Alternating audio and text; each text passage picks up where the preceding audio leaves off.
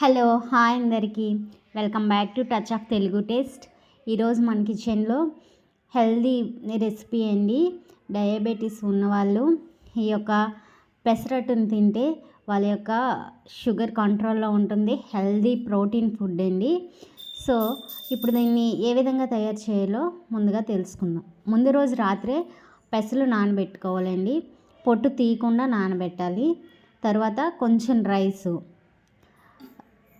కొంచెం బియ్యం కూడా నానబెట్టుకోవాలి. ఇప్పుడు నానబెట్టుకున్న వాటిని ఆ పొట్టుతో సహా చక్కగా క్లీన్ చేసుకోవాలండి.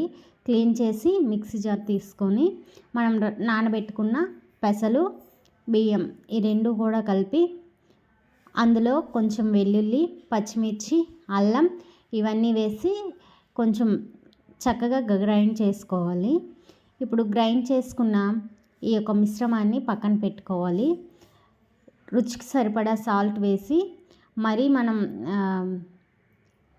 మినపట్లు పోస్తాం కదా, అలా కాకుండా కొంచెం ఇది తిక్కుగా ఉంటుంది. మరి అంత పలచగా అయితే అట్లు అంత దీనిగా దోశలు బాగా రావు.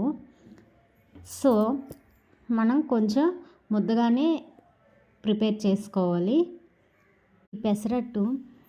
ఈ పెసరట్లో ఫైబర్ కంటెంటు, ప్రోటీన్ కంటెంటు ఎక్కువ ఉంటుందండి. సో ఇది తిని వెంటనే ఎక్కువసేపు ఆకలి వేయదనమాట. కాబట్టి ఇది ఎక్కువ తీసుకున్నా మనం పర్లేదు. ఇప్పుడు చక్కగా మనం స్టవ్ ఆన్ చేసి ప్యాన్ పెట్టి దాంట్లో దోశ అనేది వేసుకోవాలండి. వేసుకున్న తర్వాత తక్కువ ఆయిల్తో వేసుకుంటే మంచిది హెల్త్కి. నేనైతే తక్కువ ఆయిలే యూస్ చేస్తాను. చక్కగా నీట్గా దోశ అనేది వేసుకోవాలండి. దోశ వేయడమే కాదు, తీయడం కూడా ఒక హార్ట్ కదా.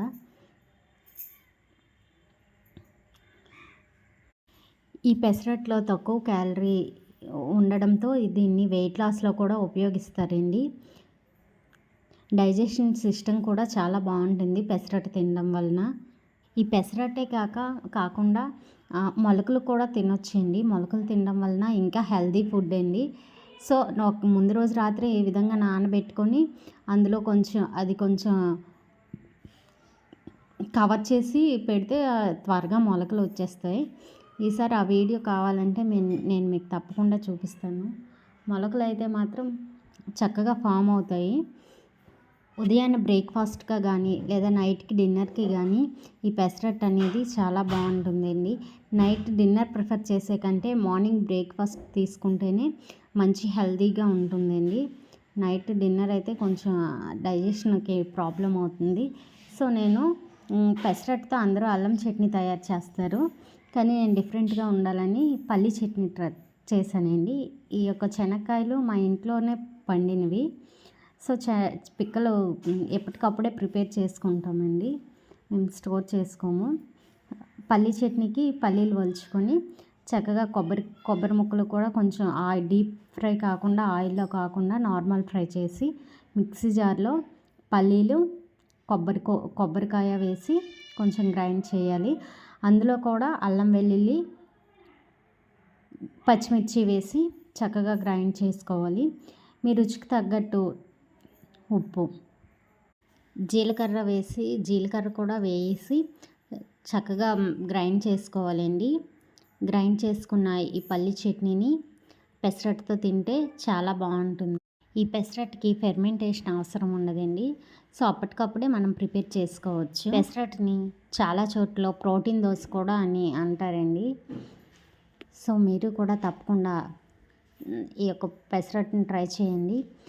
గుర్తుపెట్టుకోండి, మన బియ్యం వేస్తే ఇంకా క్రిస్పీగా రావడం కోసమే, కానీ ఇంకా దేనికి అది యూజ్ అవ్వదు. మీరు బియ్యం లేకుండా ఓన్లీ పెసలతో ట్రై చేస్తానన్నా కూడా అట్టు బాగా వస్తుంది.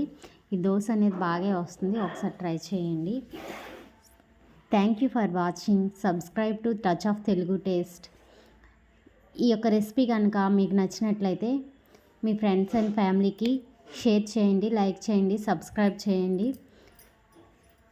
కొత్త యూట్యూబర్స్కి సపోర్ట్ చేయండి.